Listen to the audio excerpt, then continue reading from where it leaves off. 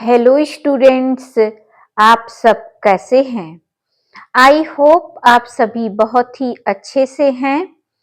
ग्रामेटिका में आपका स्वागत है। आज का हमारा टॉपिक है इम्परेटिव सेंटेंस और एक्सक्लामेटरी सेंटेंस को डायरेक्ट स्पीच से इनडायरेक्ट स्पीच में कैसे कन्वर्ट करें। इससे पहले के वीडियो में हमने डिस्कस किया था कि असर्टिव सेंटेंस और इंट्रोगेटिव सेंटेंस का डायरेक्ट स्पीच से इनडायरेक्ट स्पीच कैसे बनाएं। आज हम इसकी चर्चा करेंगे। तो आइए अब हम इस संदर्भ में विस्तार से चर्चा करते हैं। तो सबसे पहले हम डिस्कस करेंगे कि इम्परेटिव सेंटेंस को डायरेक्ट स्पीच से इनडायरेक्ट स्पीच में कैसे बदलें। तो इसका फर्स्ट रूल होगा, इम्परेटिव सेंटेंस में डायरेक्ट स्पीच से इनडायरेक्ट स्पीच बनाते समय सेड टू मी या सेड टू हिम को भाव के अनुसार ऑर्डर, रिक्वेस्ट, टेल, आस्क में बदल दिया जाता है। आइए इसको हम एग्जाम्पल्स से समझते हैं। जैसे सेंटेंस है इम्परेटिव सेंटेंस का, father said to me go home at once. तो ये हमारा जो सेंटेंस है ये डायरेक्ट स्पीच है। अब इसको इनडायरेक्ट स्पीच में हमें कन्वर्ट करना है। तो ये रिपोर्टिंग वर्ब सेड टू को हम, चूंकि यहाँ पर ये sentence go home at once जो है, इससे ये हमें पता चल रहा है कि फादर हमें क्या ऑर्डर दे रहे हैं, ऑर्डर दे रहे हैं कि घर चले जाओ तुरंत। तो यहाँ पर हम सेड टू की जगह पर हम क्या लिखेंगे, ordered. Father ordered me to go home at once. तो इस तरीके से हमने समझा कि हम सेड टू मी या सेड टू हिम को भाव के अनुसार ऑर्डर, रिक्वेस्ट, टेल या आस्क में बदल देंगे। हमारा सेकेंड रूल है, इम्परेटिव सेंटेंस में डायरेक्ट स्पीच से इनडायरेक्ट स्पीच बनाते समय मेन वर्ब से पहले इनफाइनाइटिव टू का यूज होगा। आइए इसे भी हम एग्जाम्पल के माध्यम से समझते हैं। जैसे ये सेंटेंस है डायरेक्ट स्पीच में इम्परेटिव सेंटेंस का, Geeta said to him please explain this poem. तो यहाँ पर रिपोर्टिंग वर्ब को हम किसमें कन्वर्ट कर लेंगे, रिक्वेस्टेड में, क्योंकि यहाँ पर रिक्वेस्ट किया जा रहा है, प्लीज लगा है, यहाँ पर रिक्वेस्ट किया जा रहा है। तो सबसे पहले रिपोर्टिंग वर्ब को हम रिक्वेस्टेड में कन्वर्ट कर लेंगे, गीता रिक्वेस्टेड हिम। अब यहाँ पर मेन वर्ब क्या है, एक्सप्लेन। तो मेन वर्ब से पहले हम इनफाइनाइटिव टू का यूज करेंगे, तो हो जाएगा टू एक्सप्लेन दिस पोयम। तो Geeta requested him to explain this poem, ये हमारा हो गया इनडायरेक्ट स्पीच इम्परेटिव सेंटेंस का।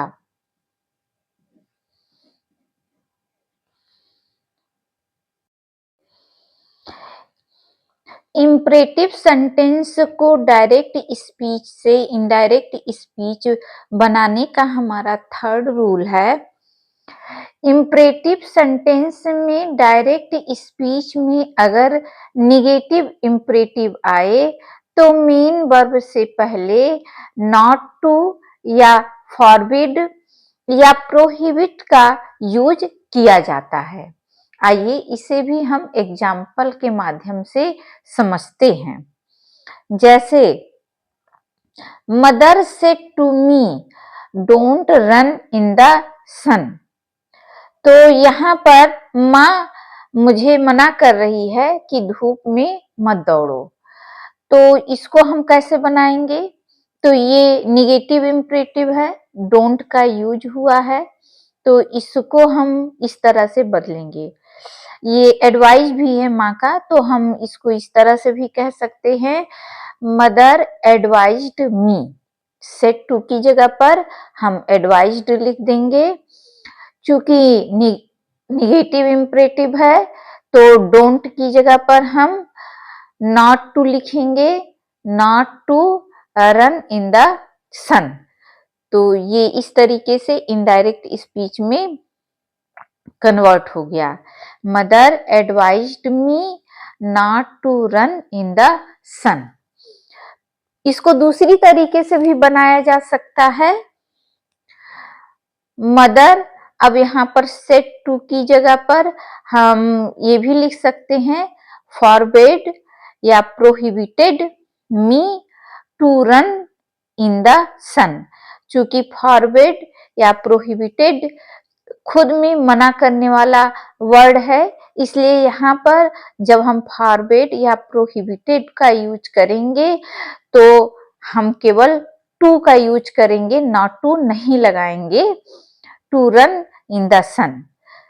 मदर फॉरबेड और prohibited me to run in the sun. ये भी सेंटेंस इम्परेटिव सेंटेंस का इनडायरेक्ट स्पीच है, इसको इस तरह से भी बनाया जा सकता है। हमारा रूल नंबर 4 है, इम्परेटिव सेंटेंस में डायरेक्ट स्पीच में अगर प्लीज, सर जैसे वर्ड आए तो इनडायरेक्ट बनाते समय प्लीज सर को हटा देंगे और उसके स्थान पर काइंडली या पोलाइटली जैसे एडवर्ब को जोड़ देंगे। आइए इसे भी हम एग्जाम्पल्स के माध्यम से समझते हैं। जैसे Reena said to Kiran, ma'am don't go home now.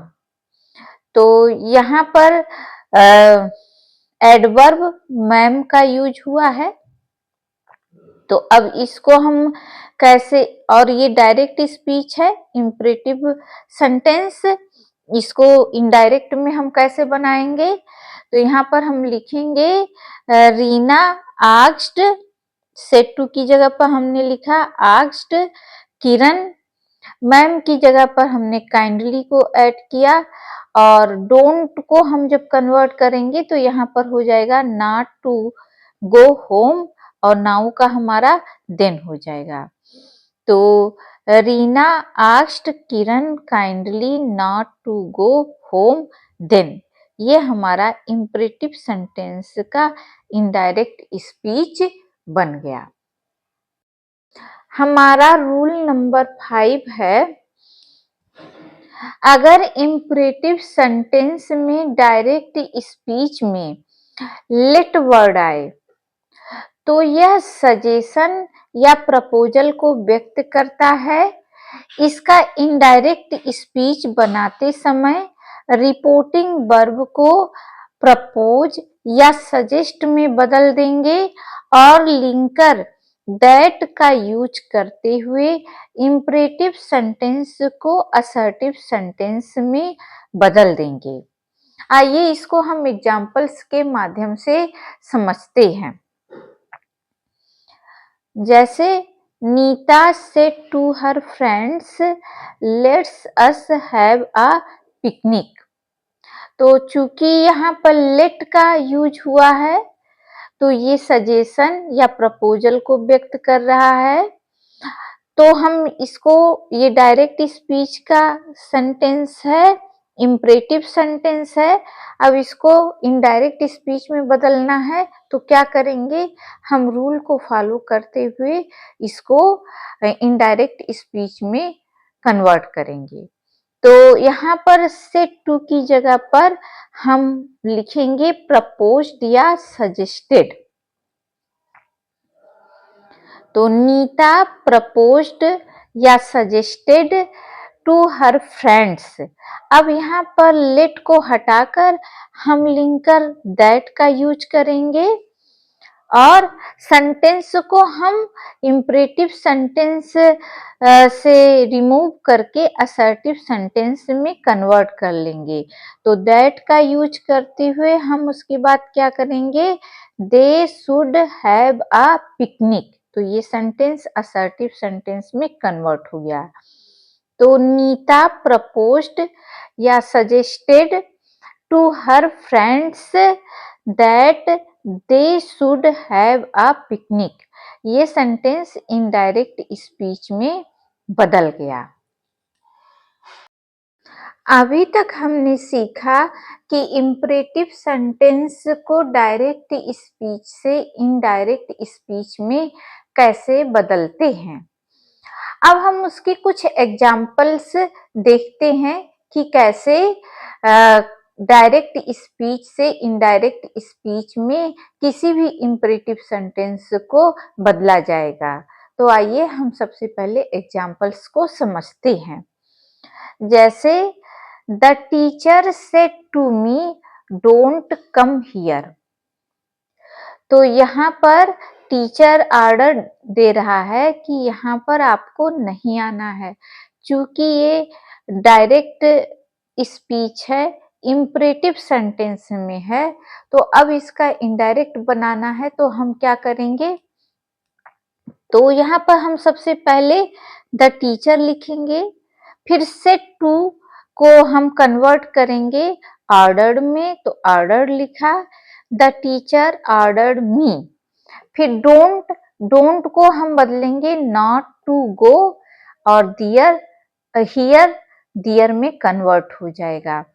तो teacher ordered me not to go there, ये इनडायरेक्ट स्पीच में बदल गया। बहुत ही आसान है इम्परेटिव सेंटेंस को डायरेक्ट स्पीच से इनडायरेक्ट स्पीच में बदलना। बस आपको थोड़ा सा ध्यान रखना पड़ेगा रूल्स का। तो रूल्स का आप स्क्रीनशॉट लेकर नोट्स भी बना सकते हैं। इंग्लिश ग्रामर आपके लिए बहुत ही इम्पॉर्टेंट है, क्योंकि इंग्लिश स्पीकिंग के लिए आपको इंग्लिश ग्रामर का नॉलेज होना बहुत जरूरी है। तो आइए अब हम सेकेंड एग्जाम्पल को समझते हैं। Ramesh said to me please open the door. तो यहाँ पर इम्परेटिव सेंटेंस है और इस सेंटेंस में प्लीज लगा हुआ है, तो सीधा सीधा पता चला रहा है कि रिक्वेस्ट किया जा रहा है।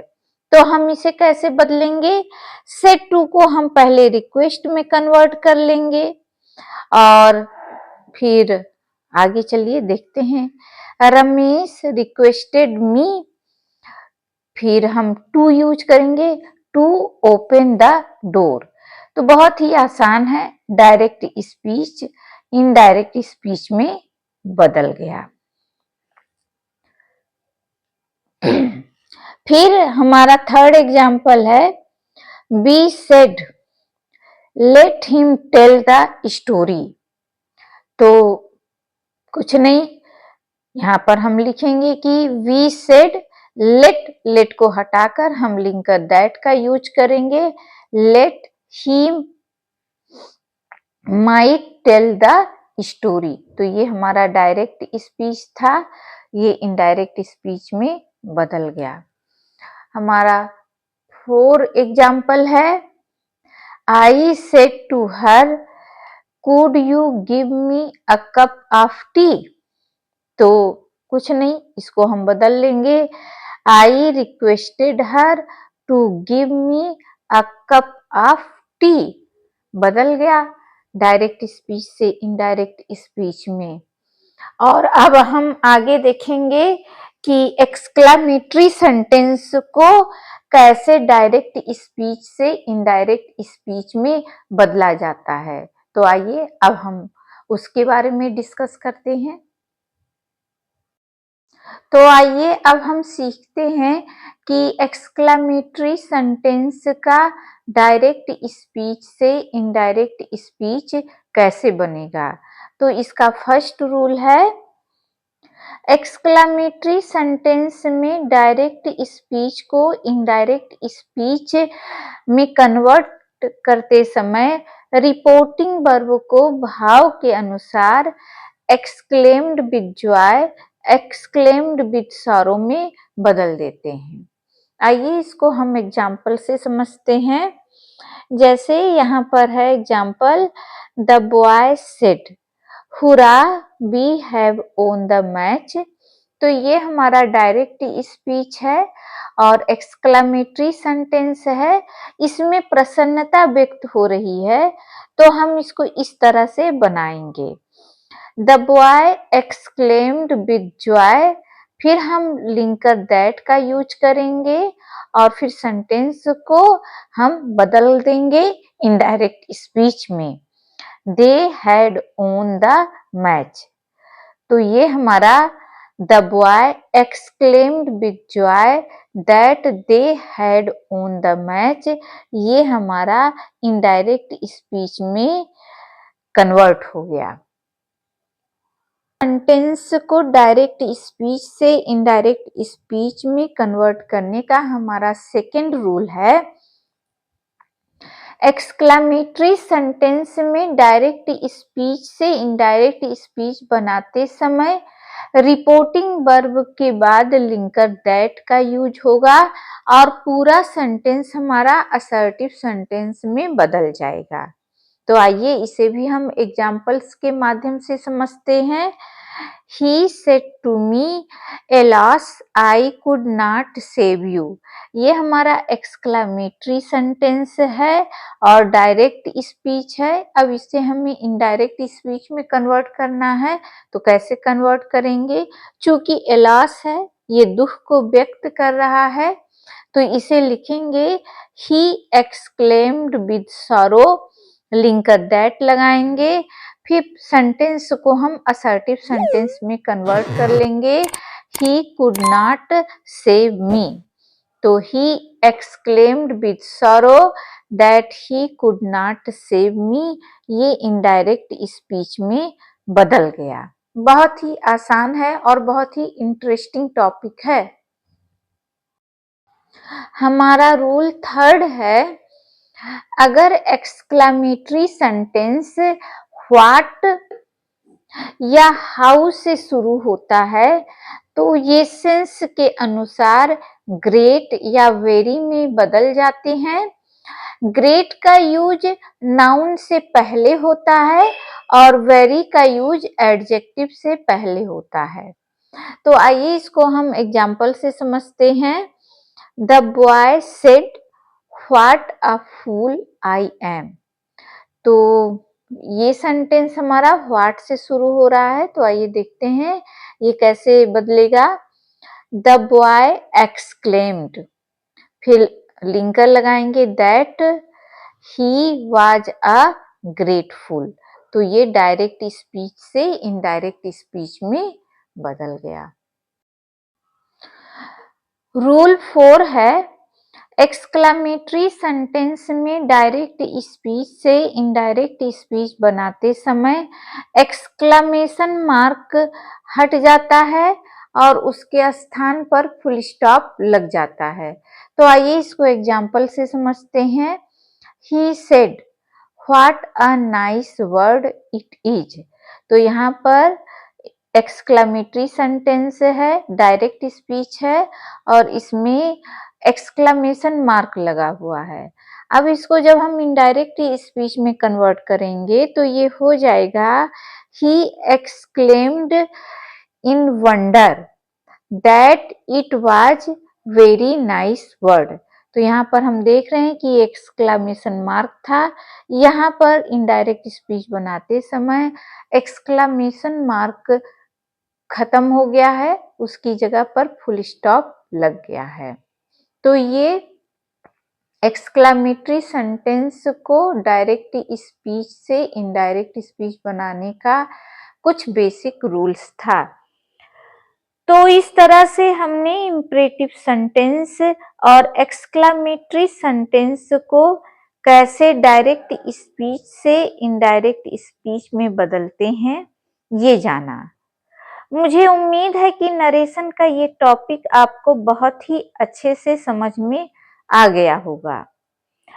मेरा आप सभी से रिक्वेस्ट है कि मेरे वीडियोज और चैनल को आप सभी लाइक, शेयर, कमेंट और सब्सक्राइब जरूर कीजिए, ताकि मैं आप लोगों के लिए ऐसे ही इम्पोर्टेंट टॉपिक्स को डिस्कस करती रहूं।